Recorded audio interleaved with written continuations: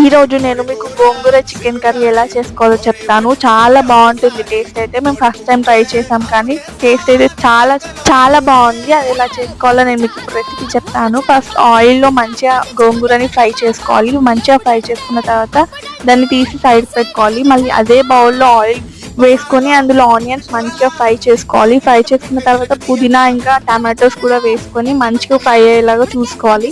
దాని తర్వాత చికెన్ వేసుకొని అందులోనే సాల్ట్ వేసుకొని మంచిగా మిక్స్ చేసుకోవాలి. ఇంకా మిరపకాయలు కరివేపాకు కూడా వేసుకోవాలి. దాని తర్వాత కారం వేసుకొని మంచిగా కలుపుకోవాలి. అండ్ మనం ఫస్ట్ చేసుకున్న గోంగూర ఫ్రై ఉంది కదా, అది వేసుకొని మంచిగా మిక్స్ చేసుకోవాలి. మేమైతే కొబ్బరి పొడి కూడా వేస్తున్నాము బాగుంటుందని. దాని తర్వాత గరం మసాలా వేసుకొని వాటర్ వేసుకొని కొంచెం సేపు కుక్ చేసుకోవాలి. టేస్ట్ అయితే చాలా అంటే చాలా బాగుంది. మీరు ఎవరైనా ట్రై చేయకపోతే ఇప్పటి వరకు ఖచ్చితంగా ట్రై చేయండి. అండ్ ఈ వీడియో మీకు నచ్చితే please like, share, comment and subscribe to my channel. Bye guys.